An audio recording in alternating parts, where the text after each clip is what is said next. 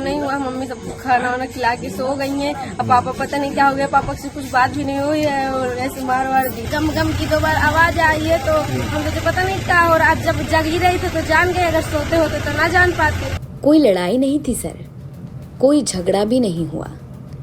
हमें खाना खिलाने के बाद मम्मी सोने गई थी। पापा को पता नहीं क्या हुआ, मम्मी को मार डाला। एक बेटी बता रही है खौफनाक मंजर, वो मंजर जिसमें उसके पिता ने सिर से माँ का साया छीन लिया।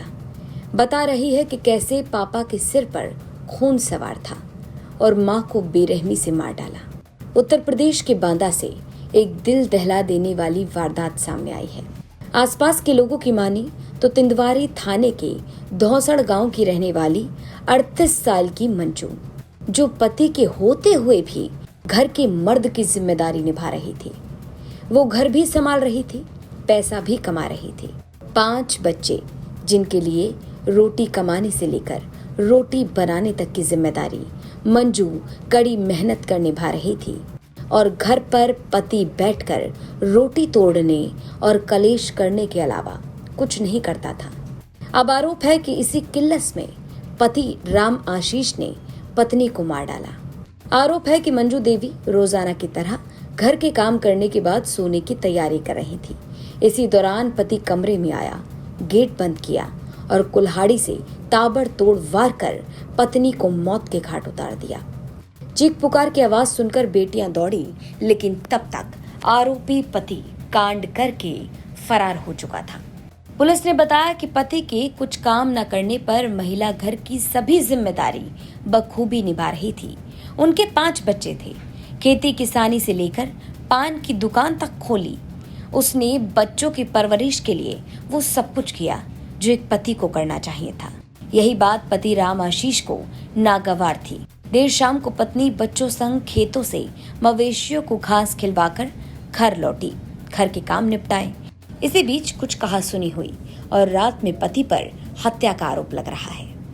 मम्मी पापा को झगड़ा वगड़ा नहीं हुआ। मम्मी सबको खाना वाना खिला के सो गई हैं। अब पापा पता नहीं क्या हो गया, पापा से कुछ बात भी नहीं हुई है और ऐसे मार वार दिया है। गम गम की 2 बार आवाज आई। हम दूसरे कमरे में सोते हैं, फिर देखा तो ऐसा घटना हो गया है। क्या नाम है तुम्हारे पापा का? पापा का नाम है रामा। मम्मी का क्या नाम है? मंजू नाम है। इसके पहले कोई विवाद, कोई झगड़ा, लड़ाई झगड़ा? कोई झगड़ा नहीं। कैसे आपको जानकारी हुई थी? गम गम की 2 बार आवाज आई है तो हमको तो पता नहीं क्या। और आज जब जग ही रही थे तो जान गए, अगर सोते होते तो ना जान पाते। तो जल्दी से आके देखे हैं तो ऐसा हो गया। जंगले से देखा है, दरवाजा नहीं पापा खोले। अच्छा, दरवाजा नहीं खोले। मृतका मंजू की बेटी कहती है कि ये कोई पहली बार नहीं था जो पापा ने मम्मी को मारने की कोशिश की। इससे पहले भी कई बार हमला किया। बस फर्क इतना है कि इस बार माँ की जान चली गई। बात को लेकर के पहले झगड़ा होता था, लेकिन कई महीने से नहीं हुआ। कई महीने से नहीं हुआ।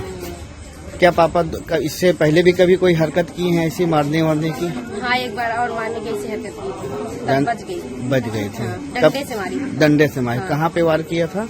मतलब मूड में भी लग गया था। हाँ। एक बार गर्दन में मारने की कोशिश की, तब मैं जग गई तो मम्मी को ऊपर लेट गई थी, तो तब मम्मी बच गई। इस घटना के बाद पूरे इलाके में हड़कंप मच गया।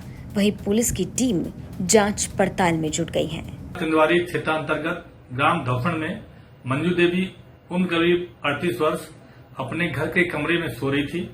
तभी अभियुक्त पति राम आशीष वर्मा पुत्र भोला प्रसाद उम्र करीब 42 वर्ष ने अपनी पत्नी मंजू देवी की कुल्हाड़ी से मारकर हत्या कर दी। अभियुक्त हिरासत में ले लिया गया है। मौके पर स्थानीय पुलिस मौजूद है। लाइन ऑर्डर की कोई समीक्षा नहीं है। इस घटना के बाद पुलिस ने आरोपी पति राम आशीष को गिरफ्तार कर लिया। वहीं महिला के शव को पोस्टमार्टम के लिए भेजकर जांच और तेज की गई। सोचिए जरा कि इन मासूमों का अब क्या होगा। पिता ने भले ही कोई जिम्मेदारी नहीं समझी, लेकिन माँ ने कोई कमी नहीं छोड़ी।